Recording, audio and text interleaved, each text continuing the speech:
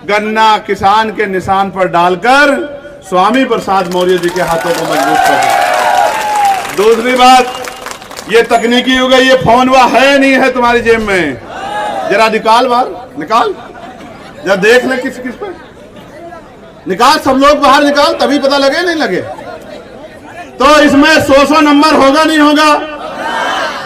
वो कहे कि ज्यादा कुछ करने की जरूरत नहीं है, हर आदमी अपने साले को फोन करेगा। क्या करेगा?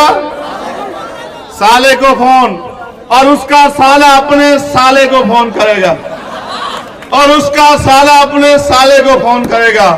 और जब हर साला हर साले को फोन करेगा तो कौन साला बच जाएगा जिस तक गन्ना किसान की बात नहीं। तो इस तरह से हर आदमी गन्ना किसान के साथ खड़ा हो जाएगा। और 5 दिन आप पे बाकी हैं, ये समझ के लड़ना कि स्वामी प्रसाद मौर्य नहीं लड़ रहे, आप सब लोग लड़ रहे हैं। आप सब लोग स्वामी प्रसाद 6-6 महीने घर से दूर रह के, माँ बाप से दूर रह के, परिवार से दूर रह के तमाम तरह की मुसीबतों का सामना सिर्फ अपने बच्चों का पेट पालने के लिए नहीं करना पड़ता। सम्मानित साथियों, मैं आपको एक कोरोना काल का समय याद दिलाना चाहता हूं। आप जानते हैं, संविधान के बाद समाज में 2 तरह के परिवर्तन हुए। एक, पहला परिवर्तन कि आरक्षण की वजह से जिन परिवारों में सरकारी नौकरी आई, उन परिवारों में सरकारी नौकरी के बाद सुविधाएं भी आई। उनके बच्चों को सरकारी स्कूल की जगह प्राइवेट में जाने का मौका मिला, अच्छा खाना, अच्छा पीना और सुख सुविधाएं मिली। एक समाज में 10-12% लोगों में एक बदलाव हुआ। लेकिन बाकी जो बड़ा तबका है वो तो मेहनत मजदूरी पे डिपेंड है, और मेहनत मजदूरी 300-400 रुपए मिलती है। 300-400 रुपए की मेहनत मजदूरी में आपने किसी को करोड़पति बनते नहीं देखा होगा, और 300-400 रुपए की मेहनत मजदूरी में आप बुनियादी सुविधाएं भी हासिल नहीं कर सकते हैं। लेकिन सम्मानित साथियों, हमें भविष्य के बारे में सोचना चाहिए। आने वाला समय मशीनों का है, मालिक ये चाहता है उसका काम समय पे पूरा हो या समय से पहले पूरा हो। जिस काम को एक परिवार मिलके 10 दिन में करता था, आज मशीन उस काम को 1 दिन में पूरा कर देती है। यानी कि आने वाले समय में तो मेहनत मजदूरी भी नहीं बचेगी। इसीलिए सरकार 5 किलो राशन की योजना लाई है कि आप भूखे ना मरो। लेकिन आप ये बताओ, क्या आप इस धरती पे सिर्फ रोजी रोटी के लिए पैदा हुए हो क्या? क्या आप इस धरती पे सिर्फ हाथ फैलाने के लिए पैदा हुए हो क्या? याद करो, जब देश आजाद हुआ 14 अगस्त 1947 को हम अंग्रेजों के अधीन थे। 15 अगस्त 1947 को हम आजाद हुए। लेकिन 16 अगस्त 1947 को आप अपने मन में सोचो और खुद से जवाब मांगो कि 14 अगस्त को जिसकी जेब में 1 रुपया था, तो क्या 16 अगस्त को उसकी जेब में 100 रुपए पहुंचे? 14 अगस्त को जिसके पास 1 गज जमीन थी, क्या 16 अगस्त को आजादी के बाद उसके पास 10 बीघा जमीन पहुंची? 14 अगस्त को जो बेरोजगार था, जो अशिक्षित था, क्या 16 तारीख को वो शिक्षित हो गया या फिर उसके पास रोजगार आ गया?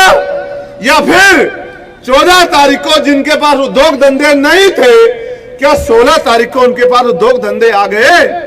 तो सवाल ये है कि आजादी से बदला क्या? जब तक इस देश के धन धरती राजपाट में बंटवारा नहीं होगा, जब तक इस देश के लोगों को बराबर की हिस्सेदारी, स्वाभिमान, सम्मान का जीवन नहीं मिलेगा, तब तक इस देश में समानता की बात करना समानता का मजाक उड़ाने जैसा है। इसका उदाहरण भी मैं देता हूं। एक तरफ वो लोग हैं जिनके पास इतनी संपत्ति है कि उनको पता भी नहीं है, और एक तरफ लाखों लोग ऐसे हैं जो बिना छत के सोते हैं, भूखे पेट सोते हैं। एक तरफ ऐसे लोग हैं जिनके घरों में 56 तरह का भोजन बनता है, और एक तरफ मेरा परिवार है जो रूखी सूखी खाके पेट पे हाथ फेर के चुपचाप सो जाता है कि उनके दुख का किसी और को पता ना लगे और उनकी मजाक ना बने। एक तरफ वो लोग हैं जो एसी की गाड़ियों में, हेलीकॉप्टर, हवाई जहाजों में घूमते हैं, और दूसरी तरफ मेरा ये किसान मजदूर समाज है जिनके सपने में भी ये गाड़ियां नहीं आती हैं। टीवी पे या सड़क पे उन गाड़ियों को चलते देख लेते हैं। अमीर का कुत्ता भी एसी वाली गाड़ी में घूमता है मेरे लोगों। उसको भूख लगने पे मालिक बढ़िया पैकेट का दूध पिलाता है, बढ़िया बिस्किट खिलाता है, बीमार होने पे बढ़िया डॉक्टर के यहाँ ले जाता है, सर्दी लगने पे हीटर लगाता है, गर्मी लगने पे एसी लगाता है। आप सड़क पे मरो या अस्पताल के बाहर, किसी को आपके ऊपर तरस नहीं आता है। ये देश की व्यवस्था है। तो क्या हमारे महान पुरुष इस बारे में नहीं सोचते थे? वो सोचते थे, इसलिए उन्होंने आपको वोट का अधिकार दिया, और ये वोट हमारा हथियार है, क्योंकि वो जानते थे कि जिन्होंने सदियों सदियों हमें कुर्सी पे बैठने नहीं दिया, स्वाभिमान सम्मान का जीवन नहीं दिया, हजारों जुल्म हम पे सहे, हजारों जुल्म हमने सहे, जिन्होंने हमारी आंखों के आंसुओं को पानी भी नहीं समझा, वो हमें इज्जत की जिंदगी नहीं दे पाएंगे, और आने वाले कल में वो हमारे मिले हुए अधिकारों को भी छीनने का काम करेंगे। इसलिए उन्होंने हमें वोट की ताकत दी कि आजादी से पहले जिनको कुर्सी पे बैठने का अधिकार नहीं था, वो भी वोट की ताकत से अपनी वोट से अपना राज लाए और अपने बीच के व्यक्ति को कुर्सी पे बिठाएं। लेकिन मेरे लोगों, पूरे देश में संभव नहीं कर पाए आप लोग, क्योंकि दुश्मन बड़ा समझदार था। वो ये जानता था जब बाबा साहब ने वोट का अधिकार दिलाया, वो चिंता में पड़ गया। उनको लगा जो कल तक हमारे पैर की जूती थे, जिन पे हम शोषण करते थे, आज कल वो संविधान की वजह से हमारे बराबर में बैठेंगे। तो उन्होंने कहा इसका तोड़ क्या है? तो तोड़ ये निकाला कि इनके पास वोट है और हमारी जेब में नोट है, हम इनके वोट को नोट से खरीद लेंगे। बाबा साहब समाज को समझाते हुए जाते कि भाई ये वोट हथियार है, इसका प्रयोग करके पिछलग्गू मत बनो, कुर्सी में बैठो, पॉलिसी बनाओ और अपने लोगों के लिए नए रास्ते खोलो। लेकिन पीछे से दुश्मन आता था और माँ बहनों को समझाता था, तुम्हारी जरूरत पैसा है, तुम पे भोजन भी नहीं है, छत भी नहीं है, कपड़े भी नहीं है, तुम पैसा लो, बाबा साहब की बातों में ना आओ। समाज पढ़ा लिखा नहीं था, बाबा साहब की बात कम मानी और पैसे वालों की बात ज्यादा मानी। बाबा साहब समझाते समझाते चले गए, लेकिन राजकाज नहीं आया। फिर मान्यवर काशीराम साहब ने उनके अधूरे कार्यों को आगे बढ़ाने का संकल्प लिया और समाज से कहा कि वो समझ गए थे कि नुकसान कहाँ हुआ। उन्होंने कहा कि वोट की रक्षा बहन बेटी की रक्षा की तरह करनी है, वोट को बेचना नहीं है, जिम्मेदार आदमी को सौंपना है। आप ईमानदारी से बताओ, जितने प्रत्याशी है तराजू में तोल के बताओ, क्या कोई स्वामी प्रसाद मौर्य जी से 1 इंच ऊपर है? क्या कोई कर्म में, धर्म में, संस्कार में, योग्यता में और संघर्ष में क्या आपके लिए कोई इनसे ज्यादा फायदेमंद है? तो जिम्मेदार आदमी को सौंपने की बात जब काशीराम साहब कह के गए हैं, तो हमें अपने महापुरुषों को पूजने के साथ साथ उनकी बातों पर भी चलना चाहिए। तो जब काशीराम साहब ने समाज को तैयार कर दिया, तो ये लोग बड़े खतरनाक हैं। फिर इन्होंने एक और रास्ता निकाला। आज उस रास्ते पे मैं चर्चा नहीं करूंगा, उसका कारण है क्योंकि आपको वो चर्चा शायद पसंद ना आए, क्योंकि मानसिक गुलामी अभी आपके मन से दूर नहीं हुई है और आपने जान लिया है कि मैं क्या कहना चाहता हूं। लेकिन हमारा बना बनाया आंदोलन दुश्मन ने लूट लिया, हमारी ताकत को दुश्मन ने अपने कब्जे में ले लिया। फिर मेरे जैसे लोगों को दल बना के महापुरुषों के अधूरे कारवा को आगे बढ़ाने के लिए संघर्ष करना पड़ता है, उसकी कीमत चुकानी पड़ती है। जब आपकी लड़ाई लड़ने जाता हूं तो मुकदमे लगते हैं, जेलें मिलती है। आपके इस बेटे ने 16 महीने जेलें काटी, लेकिन कभी आपके सम्मान को कमजोर नहीं पड़ने दिया। चाहे दिल्ली का एनआरसी का आंदोलन हो, चाहे दिल्ली में गुरु रविदास जी का गुरु घर टूटा गया हो, चाहे जयपुर में नौजवानों के अधिकारों की लड़ाई हो, मैंने खूब जेल काटी, तमाम लाठियां मैंने खाई, मेरे पैरों के नखून तक खींच लिए गए, मेरी रीढ़ की हड्डी तोड़ दी गई, मेरे दांत तोड़ दिए गए। मैं कभी नहीं डरा, क्योंकि मैं जानता हूं बुद्ध ने कहा मृत्यु एक अटल सत्य है, हर व्यक्ति की मौत आनी है, तो मुझे भी मरना है, इसलिए मैं नहीं डरा, ना सीबीआई से, ना ईडी से, इनकम टैक्स से, और जब मैं उनसे नहीं डरा, जेल मुकदमों से नहीं डरा, तो इन्होंने मेरे ऊपर 4-4 गोलियां भी चलवा दी। वो 4-4 गोलियां भी मेरा कुछ नहीं बिगाड़ पाई, क्योंकि मेरी माँ बहनों का आशीर्वाद और मेरे बड़ों का, मेरे भाइयों का प्यार मेरे साथ था। और आज मुझे ऐसा लगता है कि ये अधूरा काम भी बाकी था कि जब स्वामी प्रसाद मौर्य जी कुशीनगर से इनकलाब की आवाज उठाएंगे, तो मुझे आके इनके हाथों को मजबूत करके छोटे भाई का फर्ज भी अदा करना था। इसलिए मैं आपसे कहना चाहता हूं कि ये चुनाव नहीं है, ये जंग है। जंग है गरीबों, कमजोरों, शोषितों, मजलूमों की, और जो ऐलान के रूप में है कि अब हम आपके अनाज पे गुलामी की बेड़ियों में नहीं रहेंगे, अब हम अपने बीच के व्यक्ति को ताकत देके उसको मेंबर ऑफ पार्लियामेंट बना के दिल्ली भेजने का काम करेंगे, जो सीना तान के आपके हर एक नाइंसाफी का जवाब आपसे मांग सके। आप महसूस करो, पुलिस की भर्ती आई, 48 लाख बच्चों ने फार्म भरा, आपने भी भरा होगा,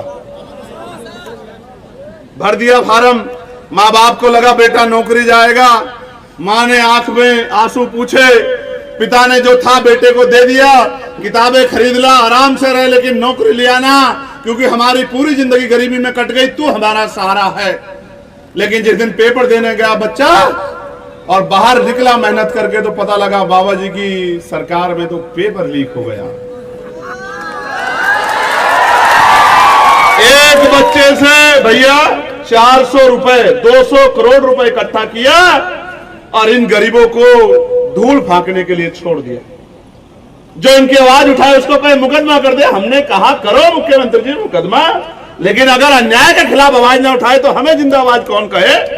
तो हमने आवाज भी खूब उठाई, लेकिन सवाल यह है 69,000 शिक्षक भर्ती में दलित पिछड़ों के बच्चों ने भागीदारी की, 20,000 पदों पे घोटाला हुआ, 4 दिन हम लोग लड़ते रहे, और फिर हमने एक बड़ी कॉल देके आपसे भी 5 गुना लोग बुला के लखनऊ में आंदोलन किया, सरकार झुकी और 6,800 नौकरियां उन बच्चों को दिलाने का काम किया, जिनमें पाल थे, प्रजापति थे, कश्यप थे, सैनी थे, मौर्य थे, साके थे, कुशवाहा थे, यादव थे, जाट थे, गुर्जर थे, बिन थे, राजभर थे, केवर थे, मल्ला थे, जिनमें हमारे कुर्मी समाज के भी थे, जिनमें हमारे चमार, वाल्मीकि, पारसी, धोबी, कोरी, खटीक, पासवान, तमाम शेड्यूल कास्ट बैकवर्ड के बच्चे थे। जिस दिन नौकरी मिली मैं लखनऊ में था, वो बच्चे मुझसे लिपट लिपट के रोए कि भैया ये नौकरी आपकी देन है, लेकिन उनके आंसू, उनकी खुशियां ज्यादा दिन तक नहीं रह पाई, क्योंकि सरकार ने कोर्ट में जाके स्टे लगवा दिया और 6,800 बच्चों को पुनः घर बिठा दिया। दरोगा भर्ती हुई, उसमें घोटाला हो गया, और भर्ती आई पटवारी सेक्रेटरी, उनमें घोटाला हो गया। लेकिन सवाल यह है, अगर स्वामी प्रसाद मौर्य जी वो बहुत कुछ आपसे कहना चाहते थे, लेकिन उनका गला खराब हो गया है, तो हमारे यहाँ एक परंपरा सदियों चली आई है कि जब बड़े भाई का कोई काम अधूरा रह जाए तो छोटे भाई को उसको पूरा करना होता है। तो इसलिए सारी जिम्मेदारी चंद्रशेखर आजाद के कंधों पे आई, और ये कंधे बड़े मजबूत हैं। इन कंधों ने देश की सबसे बड़ी जेल तिहाड़ भी 2-2 बार देखी है, कंधे झुकने वाले नहीं है भाई। तो मैं आपसे कहना चाहता हूं, आप ये बताओ, सत्ता में बैठे लोग कभी 10 साल में उन्होंने क्यों नहीं सोचा कि कुशीनगर में भी इंडस्ट्रियल एरिया, उद्योग धंधे लग के यहाँ के पढ़े लिखे नौजवानों को रोजगार मिल सकता है, नहीं मिल सकता है? क्यों नहीं बोला उन्होंने कभी? क्या आपने अपने मेंबर ऑफ पार्लियामेंट के मुंह से सुना 10 साल में कि वहां बोला उन्होंने? सत्ता उनकी थी, नहीं बोला ना? क्या आपके क्षेत्र में एम्स जैसा मेडिकल कॉलेज होना चाहिए, नहीं होना चाहिए, बताओ? क्या आपने मेंबर ऑफ पार्लियामेंट के मुंह से सुना? इसका मतलब आपकी समस्या आपके नेता की समस्या नहीं। तो आपके पास 2 रास्ते हैं, जब आप बीमार हो जाओ और अपनी वोट को गन्ना किसान को 1 तारीख पर डालकर स्वामी प्रसाद मौर्य जी को विजय बनाने का संकल्प आज से कर दो। ये कहने के लिए मैं आपके बीच आया हूं। आप मेरी बात पे गौर करना नौजवानों, हमारा सबसे बड़ा हथियार वोट तो है, लेकिन एक और हथियार है जो बाबा साहब कह गए कि शिक्षित बनो। आज इन्होंने सरकारी स्कूलों में मास्टर बेचारे पढ़ा नहीं पाते, उनकी ड्यूटी कहीं कहीं लगी रहती है, चुनाव में, यहाँ पोलियो तमाम, लेकिन सरकारी स्कूलों में पढ़ाई जीरो कर दी, क्योंकि गरीब का बच्चा जाता है वहां, जाता है नहीं जाता है, और प्राइवेट की तरफ से भी, क्योंकि मेरा अटल विश्वास है कि आप सबके आशीर्वाद से नगीना लोकसभा कम से कम 1 लाख वोटों से हम लोग जीत के दिल्ली आ रहे हैं। मेरे पुलिस के लोगों को 8 घंटे की ड्यूटी मिले, सप्ताह में 1 दिन छुट्टी मिले, वेतन विसंगतियां दूर हो, और इनको भी जहां ये ड्यूटी हो वही एक कॉलेज बना के, हॉस्पिटल बना के इनके बच्चों को भी अच्छी शिक्षा लेने में मदद की जाए। इस बात के लिए भी हम लोग आवाज उठाएंगे, क्योंकि हम तो हर शोषित की आवाज उठाने वाले हैं। मेरे सामने कई और चीजें रखी हैं कि पडरौना चीनी मिल भाजपा सरकार ने बिकवा दी, कुशीनगर एयरपोर्ट 2 वर्ष पहले लोकार्पण किया, किंतु नहीं, ये सच नहीं कि आज तक जहाज नहीं चला। मैं कुशीनगर से 1 बार गया, मैं झूठ नहीं बोलता हूं भैया। हाँ, मगर बंद करवा दिया। मैंने सोचा यहां आना था कि जहाज से चलूंगा, लेकिन जहाज का जितने पोर्ट थे, एयरपोर्ट थे, रेलवे थी, बीएचएल थी, बीएसएनएल था, वो सारा ही तो बेच दिया अडानी अंबानी को। अब कहां से जाए हवाई जहाज में, आप बताओ ना भाई। वो लगाए टैक्स वहां मजबूत। मैं आपसे कह रहा हूं मेरे भाइयों बहनों, मेरी माँ, आपने पिछले 4 घंटे बड़ी शिद्दत से यहां बैठ के हमें सुना, पसीने पसीने आप हो गए, हमने देखा। हम ये चाहते हैं कि इस क्षेत्र में इंडस्ट्रियल एरिया लगे और high school, inter, B Tech, M Tech, ITI, polytechnic, MBA, MCA, BCA, BBA, तमाम नौजवानों को, बहनों को रोजगार की व्यवस्था इस क्षेत्र में हो कि मुंबई और दिल्ली उन लोगों को ना जाना पड़े। हम ये चाहते हैं कि महिलाओं के लिए कुटीर उद्योग लग के घर पे रोजगार की व्यवस्था हो, जो उनको सर पे ईंटें ना उठानी पड़े, किसी के खेत में बाबू के मजदूरी ना करनी पड़े, कोलू पे भट्टे पे काम ना करना पड़े, दूसरे प्रदेशों में जाके पसीना ना बहाना पड़े, आपको भी इज्जत सम्मान की जिंदगी मिले। तो आपका बेटा आपसे वादा करता है कि हम संघर्ष करेंगे कि क्षेत्र में कुटीर उद्योग लगा के हमारी माओ बहनों को रोजगार मिलने का काम हो, उनको सम्मान की जिंदगी मिले। और 500 रुपए की पेंशन देती है सरकार, विधवाओं को, विकलांगों को, वृद्धाओं को। भैया ये पानी की बोतल जो रखी है, दिए उठा के, ये 20 रुपए की आए, 1 लीटर पानी की 20 रुपए की भैया। अगर साफ पानी ही पी लो 30 दिन तो भैया 600 रुपए का बैठे। डॉक्टर कहे 5 लीटर पीना चाहिए, 1 लीटर ही पी लो तो 600 रुपए का बैठे। सरकार कहे कि 500 रुपए में पूरे महीने घर चल सकता है। अब भाई उनको क्या पता गरीब का घर कैसे चला था, उनको क्या पता। 500 रुपए में तो अच्छा जूता भी नहीं आता, सर्दी में अच्छा कंबल भी नहीं आता। ये अमीरों की सरकार गरीबों का मजाक उड़ाती है, तो गरीबों को भी ठान लेना चाहिए कि इन अमीरों की सरकारों को उखाड़ फेंके। और मैं आपको एक और बात बताता हूं अंदर की, कि स्वामी प्रसाद मौर्य हार जाएं और भाजपा चाहे जीत जाए, इसके लिए भी दूसरी पार्टियों के लोगों ने बहुत सारे षड्यंत्र किए हैं। इसलिए मैं आपको कह रहा हूं, किसी की बातों में मत आना। यहाँ बड़े बड़े नेता आएंगे 28-29 तारीख में, पल्ले पसार के वोट मांगेंगे, आपको भाई बहन बताएंगे, लेकिन ये कभी नहीं बताएंगे कि जब एनआरसी में जुल्म होगा, खाल खींची जाएगी महिलाओं की, मेरी बहनों माओ की, तो जमा मस्जिद पे जाके चंद्रशेखर आजाद लड़ता है। 29 दिन तक जेल चंद्रशेखर आजाद काटता है। जब तबलीगी जमात का मामला आता है, मौलाना साद का मामला आता है, मौलाना कलीम सिद्दीकी का मामला आता है, नासिर जुनैद को राजस्थान में पीट के मार दिया जाता है, जब अखलाक का मामला आता है, पहलू का मामला आता है, नजीब का मामला आता है, नजीर का मामला आता है, तो उनकी माओ के आंसू पोंछने के लिए अकेला चंद्रशेखर आजाद खड़ा होता है। तब ये नेता ऐसे सर में पल्लू रख के घर में जाके छिप जाते हैं। मैं चंद्रशेखर आजाद आपसे दोनों हाथ जोड़ के मदद मांगने आया हूं। मैंने अपने चुनाव में किसी के आगे हाथ नहीं जोड़े, ईमानदार से बता रहा हूं, आप देख लेना, पता करा लेना, मेरा नेचर है। लेकिन क्योंकि मैं समझता हूं कि स्वामी प्रसाद मौर्य जी का पार्लियामेंट में आना कितना जरूरी है।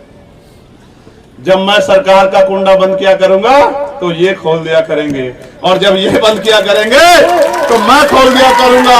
और अब जब दोनों भाई वहां होंगे, आज जो विपक्ष के लोग कहते फिर रहे हैं कि संविधान बचाना है, बचाना है, बचाना है, बचाना, आरक्षण बचाना है, बचाना है, लोकतंत्र बचाना है, भैया मगर तुम तो यहीं थे, इतनी बड़ी बड़ी पार्टियां लेके क्यों नहीं रोक पाए इनको? क्यों नहीं रोक पाए? 2 बार में ये लोग कामयाब हो गए, क्यों नहीं रोक पाए? ये जहां रुकेंगे भी विपक्ष की वजह से नहीं, जनता के आक्रोश की वजह से, क्योंकि ये चुनाव जनता लड़ रही है, कोई नेता नहीं लड़ रहा है। हर जाति धर्म के लोग दुखी हैं, बहन बेटियां सुरक्षित नहीं है। हाथरस की घटना आपको याद होगी और मेरी पीठ पे पड़ी एक एक लाठी आपको याद होगी। इसलिए मैं आपसे कह रहा हूं, संविधान बचाना है, लोकतंत्र बचाना, आरक्षण बचाना है, लेकिन उसके साथ साथ नौजवानों को रोजगार भी दिलाना है, महंगाई से निजात भी दिलाना है, आपकी छीनी हुई जमीन भी दिलानी है, और आपको आगे बढ़ने के अवसर भी दिलाने हैं। लेकिन ये काम उनके बस का नहीं है जो कह रहे हैं कि आज संविधान बचाना है। ये काम वही कर सकते हैं जिन्होंने मेरी एक आवाज पे 2 अप्रैल 2018 को भारत में इनकलाब ला दिया था, जिन्होंने 17 लोगों ने बलिदान देके हमारे अधिकारों को बचाने का काम किया था। इसलिए मैं आपसे कह रहा हूं कि स्वामी प्रसाद मौर्य जी को वोट देके कामयाब बनाना। बताओ मदद करोगे नहीं करोगे? ऐसे उठाओ दोनों हाथ जो लोग मदद करेंगे। एक बहन जो बैठ बहुत तेज हमारे यहां की, तो हाथ उठाओ तभी बात आगे बढ़ाए, पूरी भीड़ में एक ही ना उठाए, हम देख लियो। तो दोनों हाथ उठा के बताओ हमारा निशान क्या है यहां? हमारी आवाज ज्यादा, तुम्हारी आवाज कम, हम अकेले आदमी, तुम इतने लोग। क्या है हमारा निशान? क्या है तुम्हारा निशान? गरीबों का निशान क्या है? नौजवानों का निशान क्या है? किसानों का निशान क्या है? दलितों, पिछड़ों, मुसलमानों का निशान क्या है? न्याय पसंद हर जाति धर्म के लोगों का निशान क्या है? बहनों के सम्मान का निशान क्या है? आप जानत हो ना कि सरकार कितने जख्म दिए हैं। हाथरस की बेटी याद है ना? कौन लड़े? उम्र से गन्ना किसान के निशान पर डालकर स्वामी प्रसाद मौर्य जी के हाथों को मजबूत कर दिया। दूसरी बात, ये तकनीकी हो गई, ये फोन हुआ है नहीं है तुम्हारी जेब में, जरा निकाल बाहर, निकाल जरा देख ले किस किस पे निकाल, सब लोग बाहर निकाल, तभी पता लगे नहीं लगे। तो इसमें 100 नंबर होगा नहीं होगा?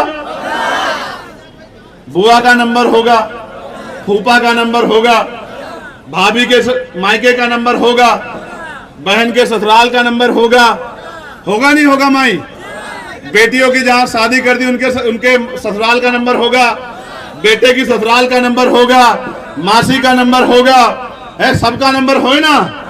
तो एक एक फोन यार कर दियो नहीं कर दियो? और क्या कहो कि अब की बार और हमारे यहाँ कहावत हम पिछली बार भी सुनाए, फिर सुनाए। आ जाओ आगे आ जाओ।